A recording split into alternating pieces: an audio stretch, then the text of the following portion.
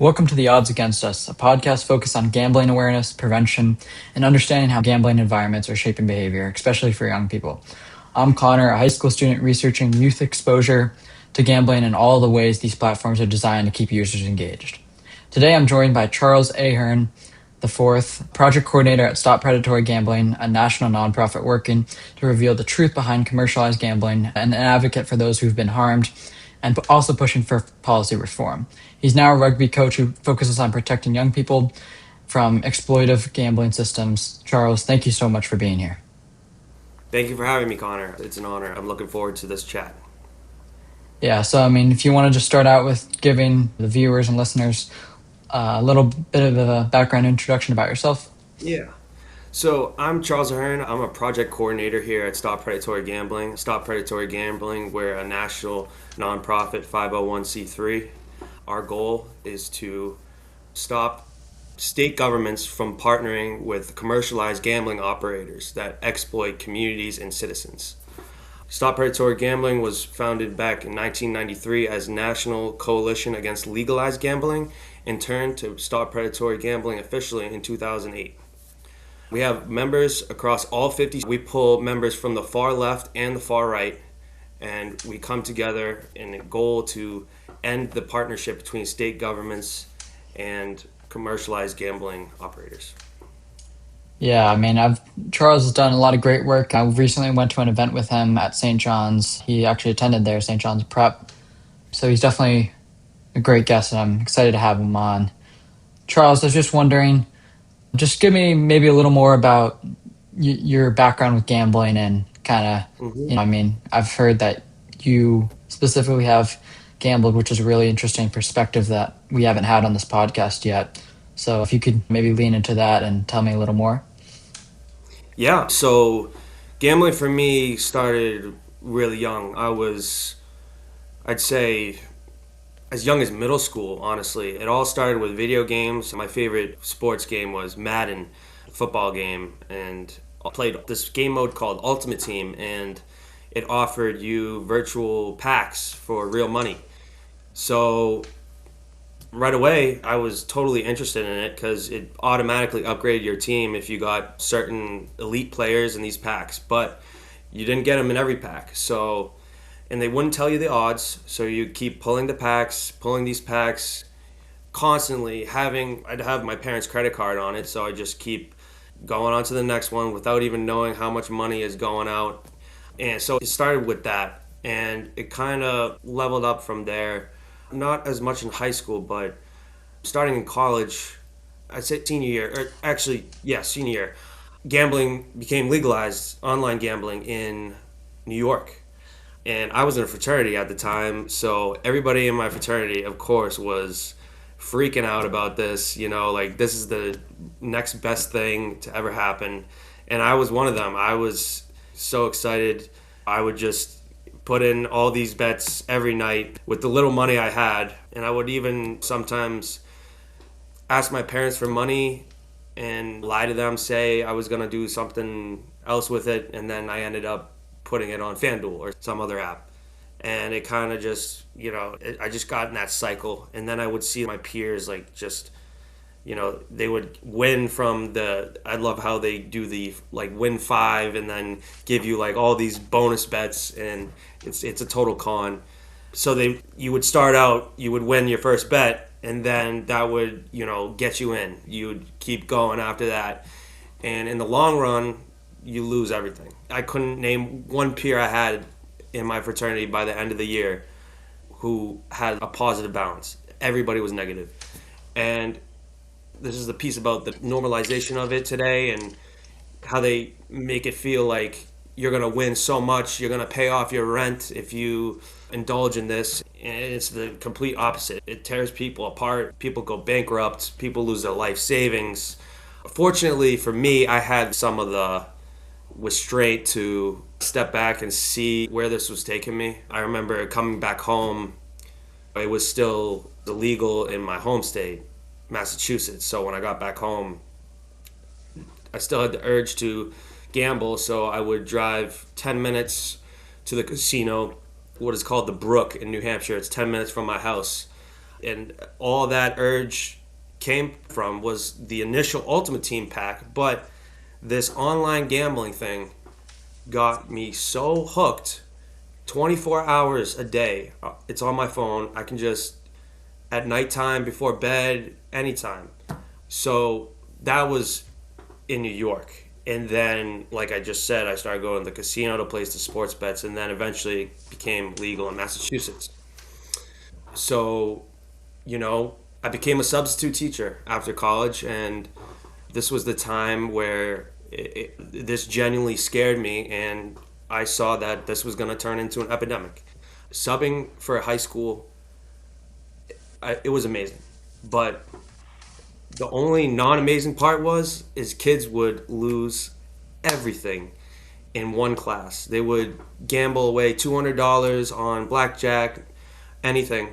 And with these prediction markets, it's 18 years old. So if you're a senior in high school, you can just lose everything in one class and just from your phone.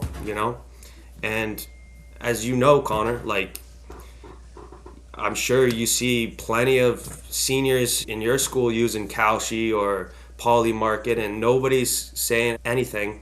And they're getting through these loopholes, and they're trapping kids, and they're tearing apart young lives, especially young men like you.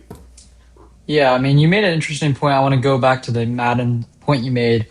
Hmm. Those are very similar to Fortnite loot boxes for those who may be familiar with those. You just continue to target these very low probability but high value items that are just never guaranteed out of these boxes. You mentioned that you had your parents' credit card attached. Did they know of your spending, or were you just kind of doing that yourself? Honestly, my mom wasn't that great at. I don't want to put blame on my mom or anything, but she was like, "Oh, what are these charges?" Sometimes, and I would be like, I think it was weird because I would tell her I would take the card off, and then she would trust me, and then obviously I wouldn't take it off, and I would keep it on, and it would just my mom would see it eventually, like a few weeks later, and obviously I got to the point where she was literally in front of me, like taking it off in front of me, so she made sure like I wasn't lying to her.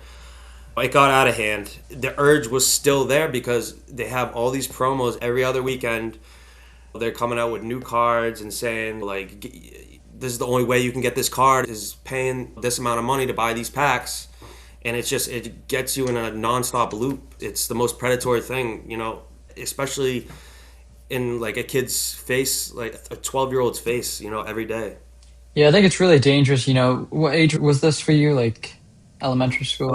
Ultimate Team. So my first one was Madden 13. So that 13 was years ago? yeah. So I was 13 years old.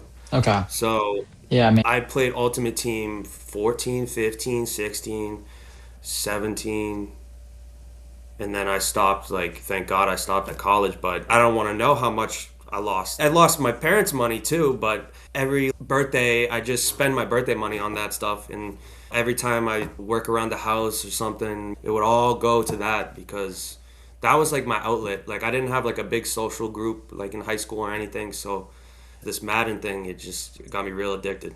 yeah, and I think starting young and getting exposed to these different tactics at such a young age, like 13 and many other teenagers, is really, really dangerous because, looking back in hindsight, clearly there were a lot of signs that you probably not going down the greatest path that you would want to.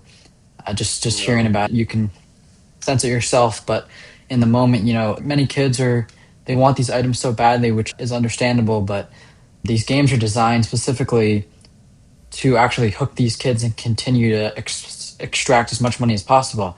These companies really have no remorse or care for a lot of their customers. At the end of the day, they're a business trying to make as much money as possible. So, a kid, adult, they don't really care. They're trying to pump out as many promotions, as you said, different events, Hmm. promos as they can to take as much money as they can, which is bad financially. But I think the worst part is instilling this mindset of chasing at a young age. And kids are very good at adapting habits and picking up on things, which in this scenario is a double edged sword. because at a young age you're very susceptible, and especially with non-developed brain, it's even Yeah, worse. like your brain's not fully developed till you're 25, so they this is their business plan. We're talking about video game operators now, but it's the gambling operators. Their business plan is to get you hooked, to get these kids hooked. Yeah. So by the time they're my age, 26, you know, they're still just, spending everything on it. Yeah, they don't even frame it like gambling. A lot of these companies are just framing it like improving your team, but every single one of these tactics are like parallel to many things that FanDuel and DraftKings do. Exactly. Mentioning your college experience, that's when you said actual gambling started for you. Yeah. Yeah. Do you have an estimate of maybe a number, like the severity of this? Well, I did check DraftKings. On DraftKings, my total was like minus a couple thousand. And then on FanDuel, it turns out they started limiting me because I was up 500 or something. So they limited me on, I was betting rugby because they will limit you if it turns out you're up in any amount of way. So even if you do start winning somehow, they'll shut you down or limit you. So that's their game plan too. Yeah, that's crazy to me. I mean, it's like they're promoting these like, oh, you can win this and win that, but in reality, they only take your business if you're losing. Like they only want Yeah. you, but you have to lose. Yeah. So it's like Yeah. it's a very contradicting, between their marketing and what they actually want. And I recently saw something about like card counters, right? I like at a casino, blackjack hands, right? So their RTP, Hmm. which is return to player, is slightly above 100 with a good count. But Yep. these casinos, they're consistently watching people who win, and they're kicking out anyone who they believe is like strategically winning and not just like a lucky day, which is really absurd when you're promoting something like, oh, it's easy to pay off money quick and you Hmm. can win, win, win. But in reality, they're accepting only losers, and being limited on these apps is crazy because the people maybe do have a slight edge, which is not very much and could be like maybe a little bit of Yeah. luck. They're limiting it no matter what, which is Yeah. No, they'll never make that public though. They don't care. And their main goal is to get these casino apps out there. Like they're for them, that's like the gateway in to get people in. And now they're trying to legalize all these casino, the blackjack, the roulette. Like that's their main money grab. There's already 8 states that are legalized online casinos. In those states, you'll see those numbers are so far up. The helpline in New Jersey is getting called so much every day. Like they're trying to get it in DC now and Massachusetts. Like they'll do everything to get people addicted, and all it takes is first step, like I said, get in on the sports books, and then we'll get you on the blackjacks and the roulette. yeah. I mean, can someone like with your background? I feel like a lot of these kids. You played sports as a kid, right? Rugby or football Hmm. too.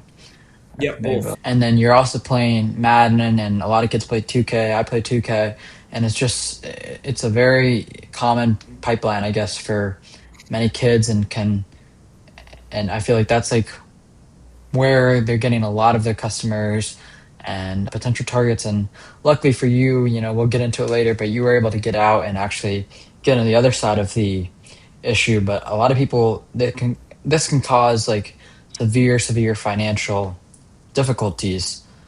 Luckily for you, I mean, it's you lost I would say a decent amount of money, but there's much higher like volatility and loss. People, Yeah, getting bankrupt, much yeah, worse. And the gambling like marketers, you might see a little small font nowadays, like if you have a gambling problem, call blah blah blah. But I mean, they're just really putting those. I don't know if you can maybe lean into this. Like those required those what is it? like just the small What? font at the bottom. It's like if you have Oh a yeah, gambling yeah, problem, call this number and like yeah. the It's like a smallest font PR possible. thing. Yeah, Yeah, it's like a PR thing. And you think anyone like no one actually does. you think anyone sets limits on themselves? Like that's pathetic.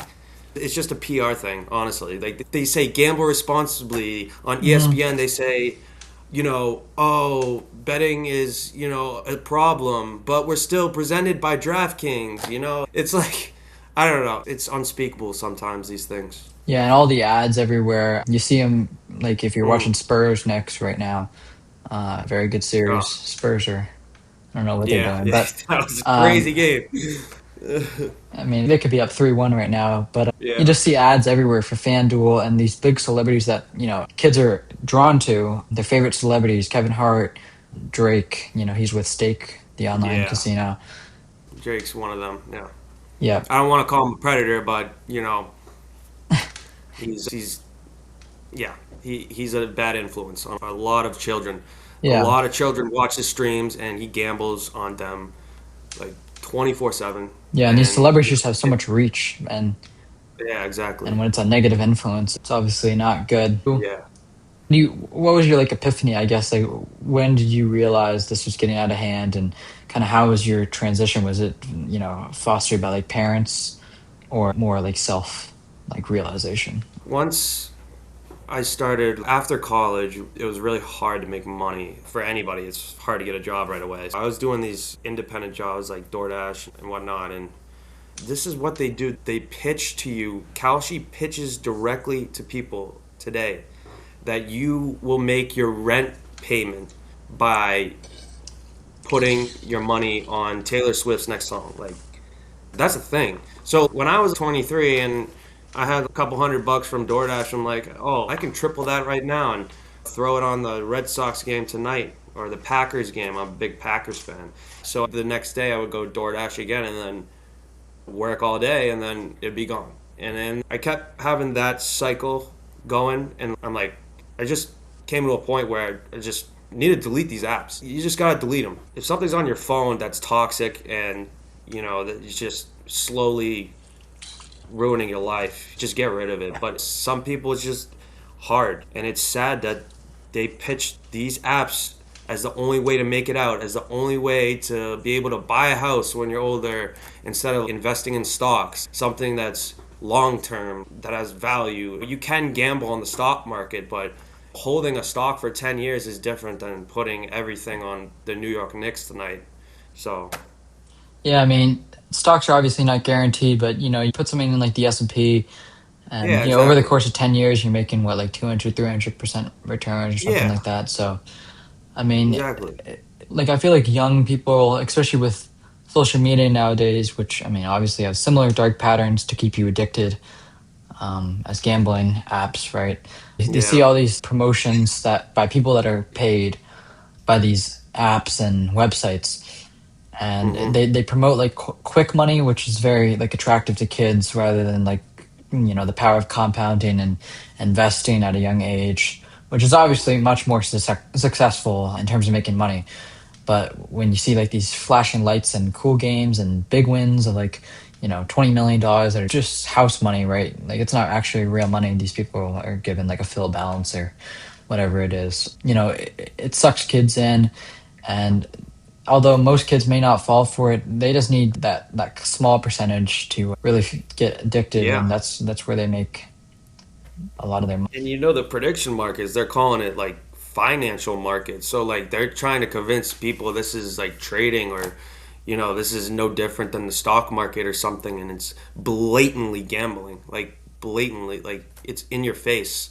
And like the CEO will never call it gambling. It's just tough that they're getting away with it now, but what we're doing at Stop Predatory Gambling is we're exposing the truth and we're exposing that, this can't happen. They can't go into states where it's totally illegal and then just magically say, oh, this is not gambling. This is something else and let 18-year-olds just start getting addicted at 18 and then by the time they're my age, like I said earlier, they're in debt like thousands of dollars.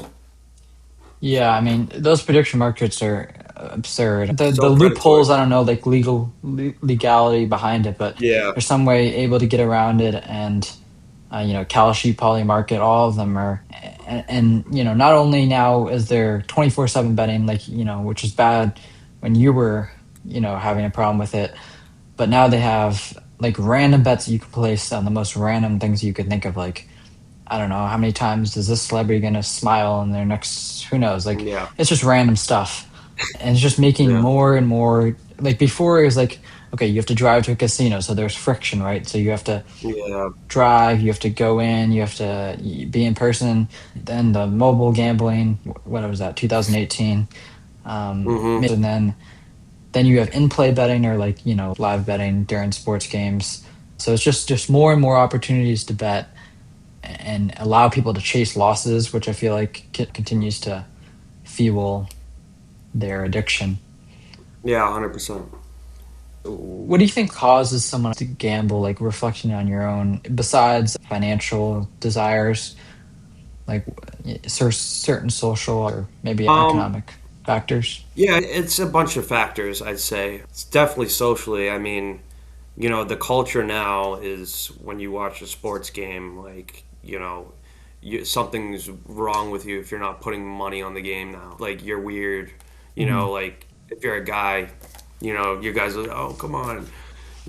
It's like, if you're 21, it's like drinking a beer now, like placing a bet. That's how normal it is now, and it's definitely a culture thing.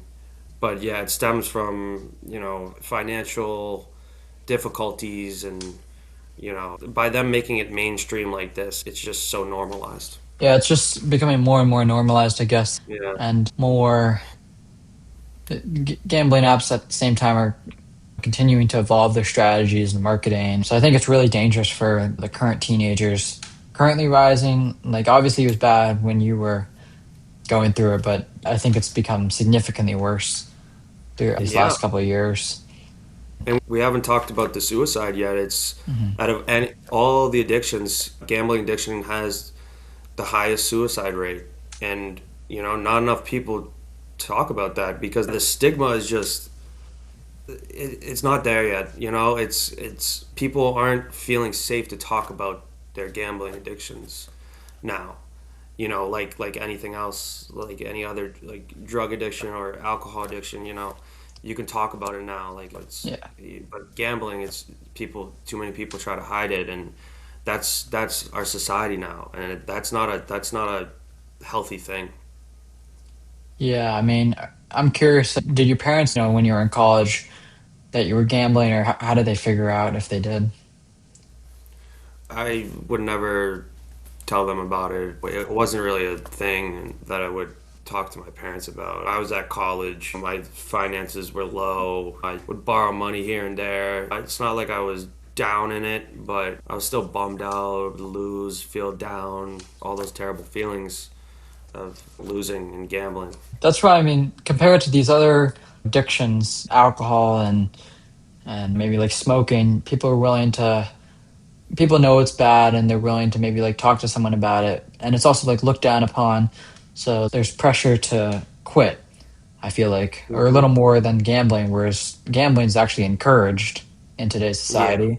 It's government normalized. encourages it. Yeah. Yeah, Socially, friends are peer pressuring, right? It hasn't reached the point yet where it's normalized to look down upon it. So people are just kind of keeping gambling to themselves, and it's just becoming an issue that's weighing you down so far internally, which is why I feel like it's contributing to the suicide rate because people don't feel like there's anyone they can really go talk to before it's just become too late. exactly. Yeah, I agree. I guess moving on to stop predatory gambling so we can get away from the more negative side. So you started working at this nonprofit how many years ago Hmm. now? I'm almost coming up on a year, so Cool.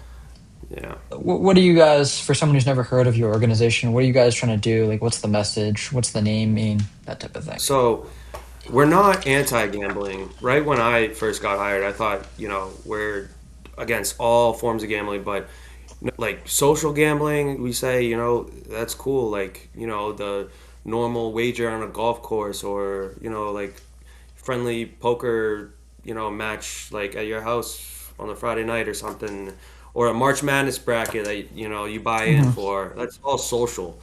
But predatory gambling is when, the state governments they partner with these gambling operators and they blatantly exploit its citizens and communities. And At Stop Predatory Gambling, we believe people are worth more than money.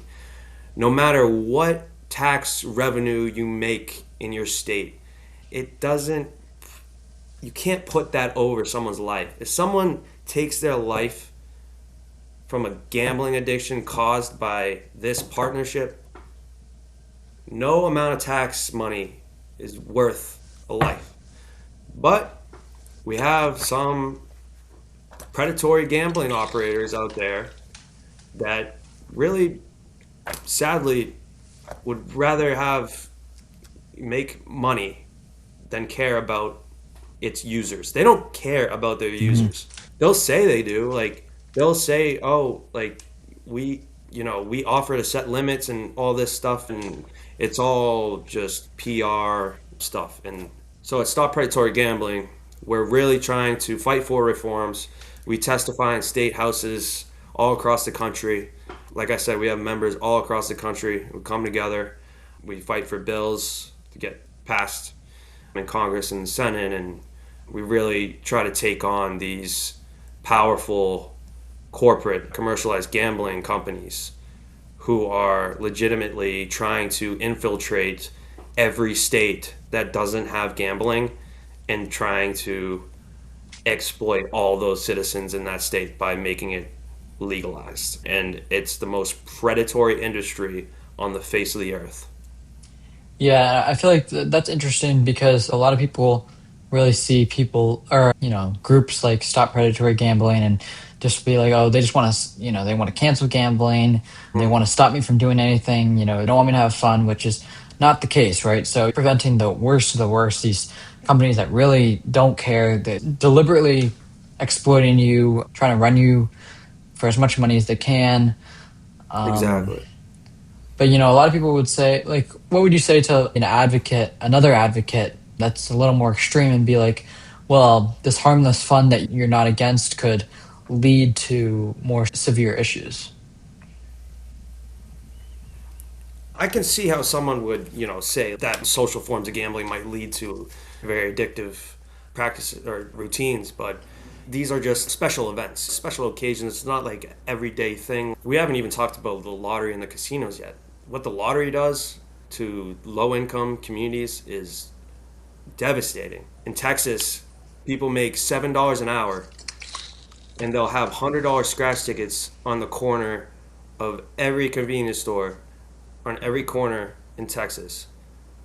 That is, they can lose it all, literally. If you work 8 hours and you make $7 an hour, that's 2 days of work and you can lose it all in 5 seconds. Hmm. So that's a government program.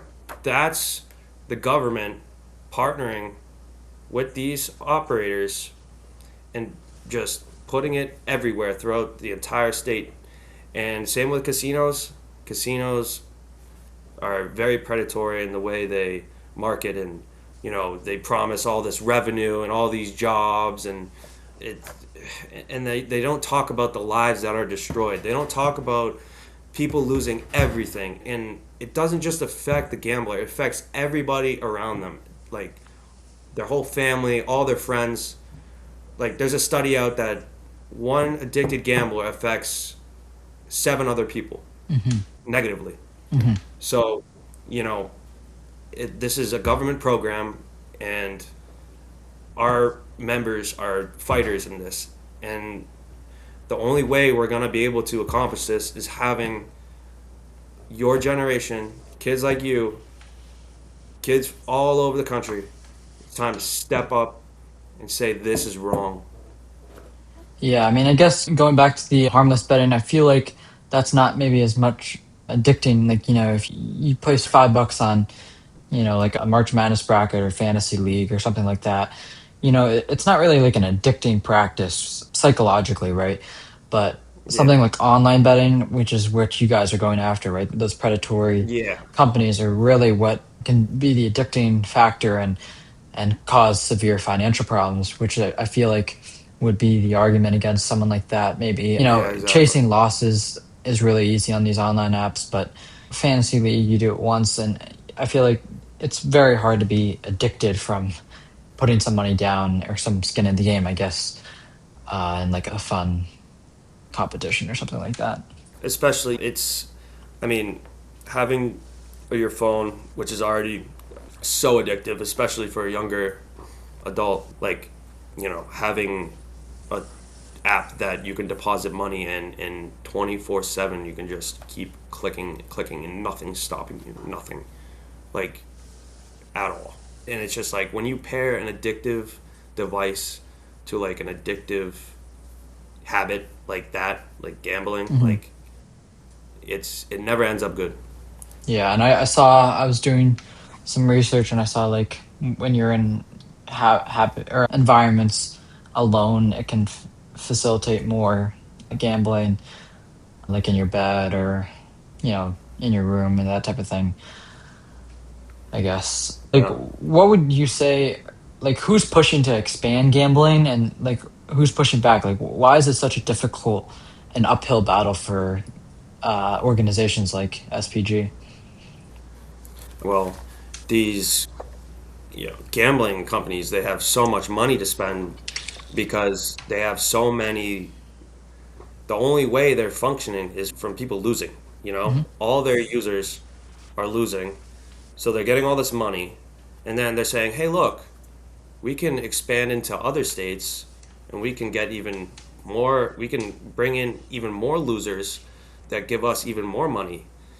And it's just like a non-stop, like, that's their business plan. They're promising jobs through legalizing it, like this is going to bring so much tax money. They're going to promise jobs. Like recently, the other day, I saw a report where FanDuel just all of a sudden cut like 6% of their company in one day, and like they're moving to like AI and stuff. So Hmm. like they'll promise the jobs, they'll go in, get it legalized, with this PR campaign saying that, and then once they get people addicted and profit, they'll fire, they'll lay off their workers and, you know, move on. The tax money, and I feel like when these governments are also incentivized by the money and wealth they can gain. And all these gambling companies are promising to bring in so much money and they have so much economic power. It's really difficult to fight against when a lot of these smaller organizations have nowhere near the resources to compare to these apps. Yeah, exactly. And they funnel.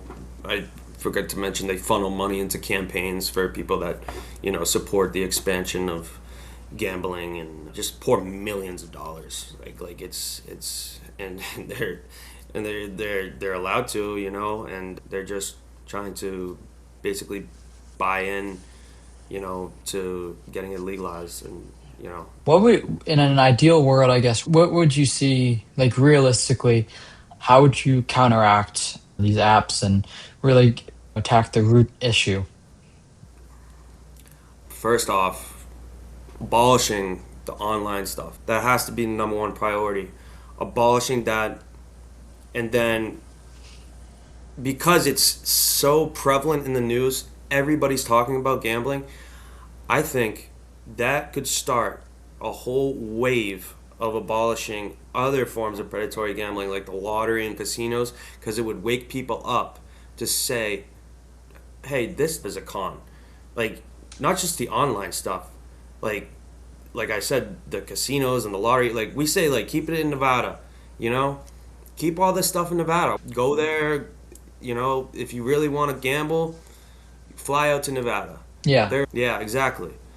So, Utah and Hawaii are the only two states that don't have any form of legalized gambling. Mhm. Okay. And you can see how successful they're doing with the lowest amount of bankruptcies, lowest unemployment, lowest anything, lowest suicides. Don't quote me on these exact, but I know that because that they don't have legalized gambling, their society is so much more peaceful and successful. Yeah. What do you think it takes to convince the government against, like, what argument would you give to them when they're like, oh, well, we make so much money from it? Like, would you just give a moral argument for the customers, or what would you say if you Well, could speak to like the entire yeah. government? Well, it's destroying small businesses right off the bat. Interesting. If you were to put your money into your local small business instead of putting it on a DraftKings app, like that's benefiting society. That's a transaction. That's a one for one transaction. With this online gambling stuff, even casinos and everything, the money's just going there, not going anywhere. It's just getting thrown back in the system. And it's just like, it's not benefiting society. It's not bringing up, it's not helping business. It's not helping lives. They'll pitch it as like, you can win this $300 million jackpot and be, the richest man alive, or, be the best off, and it's all just a fake reality. What was your question? I mean, I guess you guys as an organization really target like the government, right, for a lot of your reform, which I think is probably how you're going to get down to this, right? Because they're the ones encouraging it. But more on like a surface level or like individual fix, what would you say to like a parent, number one, of one thing they could do? And then how about like a student like my age or a rising teenager, like 12 to 18, somewhere in that range? Like, what would you say for a parent and then one for a kid? A parent, since, their brain is obviously fully matured. Well, sometimes your brain cannot be fully matured as a parent, that's true. But I would fight for hard legislation on, to get rid of this stuff in general, like abolish the legalized forms of gambling, because it's not benefiting society at all. And I would also encourage parents to go to your own town community, your own town council, and start to change the minds and hearts of your community. And with kids like your age, I would encourage you to stick up for people that are dealing with this, and not just actually talk about it in a way where it's like it's a serious issue. Like when kids your age will talk about it, laugh, joke about it, make jokes and stuff, but really to just wake up to it and say, hey, this is not benefiting any of us. This is not going to get us to where we want to be later in life. You know what I mean? Like Mhm. this is not the way. And then it's not benefiting American life. You look at other countries that have banned gambling, they're on their way up. America's on our way down, sadly, unfortunately. And you can point right at this legalized gambling, because other countries, not everybody out there has 24/7 gambling on their phone. And they're looking at us like we're jokers, because we're literally destroying our citizens through this. And it's time, like, I think Massachusetts just announced they're having some courses in gambling awareness, but even courses where, you can all have direct action and you can find ways to abolish this in its complete form. Yeah, I mean, you brought up a good point, parents. I think the more and more people who stand up to the issue and make it known, because right now it's obviously kind of like looked away from or no one really knows about it, is obviously going to help. And then for students, you brought up decreasing the normalization of this and really waking up to the issue. And in schools, like classes and raising awareness from a young age is obviously very Yeah. helpful. Like education on it, which a lot of classes or a lot of schools around the country obviously don't have. Lexington's fortunate to have a brief lesson on it. Hmm. There's not much about it, but they are able to see or are working on it recently. But I think connecting it to or like directly showing students the harm or maybe like connecting it to their lives in some sort of way, maybe pointing out loot boxes that are in their favorite games and that type of thing can make it helpful because when you tell someone to not do something or especially like a kid, a lot of times it's not very like helpful. Like a parent tells you like, oh, don't do this. A lot of kids feel like the rebellious nature of teenagers to go against it, so just showing maybe like the harms would, I guess, be helpful maybe. But 100%. I agree. are there any countries that you could point to specifically that are getting this right that we should be copying or looking into? That's not mainly where my research is, but right Mhm. off the top of my head, I know China does not have any forms of online gambling legally.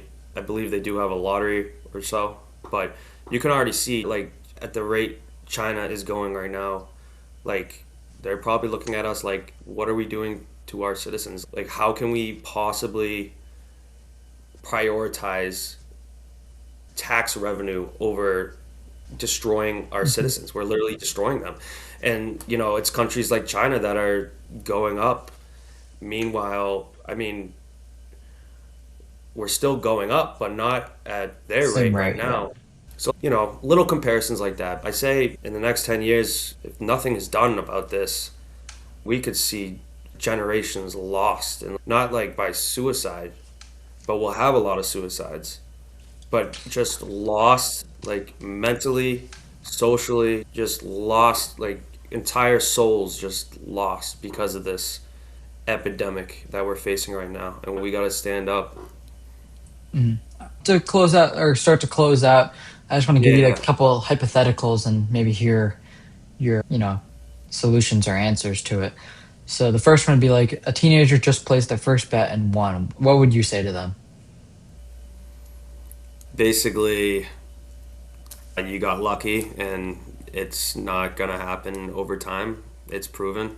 Yep. And all these gambling games, slots especially, all have like returns lower than 100%. And I think they're forced to tell you that. But, Yep. It's blackjack, which is the best game ever in terms of return, is still not even 100%. Yep. So long There's run. there's a statistic over a 4 to 5 year span. They track this on gambling apps. Only 5% of its users profited. That's basically 5 in 100 people that are winners over a 5 year period. And then If they can't they, even win big because they're limited. So it's like yeah, those exactly. 5% winners are very small margins, Yeah, anyways. And then the losers, well, there's no limitations on losing. Lose all you want. yeah, But exactly. one more is like one gambling myth you would kill forever.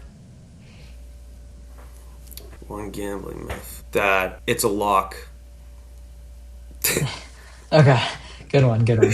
Because every time you hear that, that is never the case.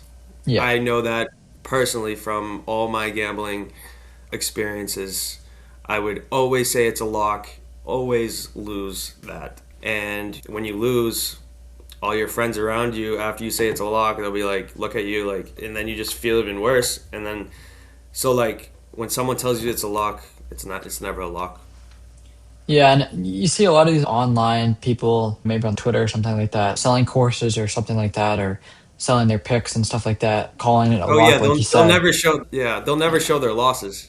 Yeah, well, they don't show their losses, and then additionally, they're not making. Maybe they do place the bets, or maybe they don't, but they're making most of their money off like selling the courses, and they're also Yeah. trying to hurt you just as much as the companies themselves. So, I mean, those people they're saying, as you said, like it's a lock. I've done 3 hours of research on this game, and here's what you need to know. And then they're like, okay, contact me and buy my picks. They're guaranteed to win, type of thing.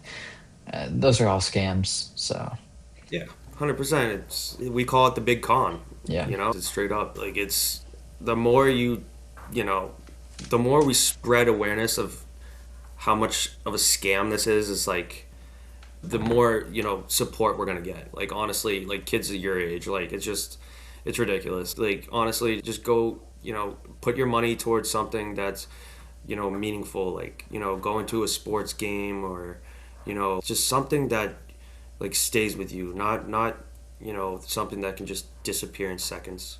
Yeah. And then the last one I have for you is after everything you've seen and the consistent struggle, what still gives you hope?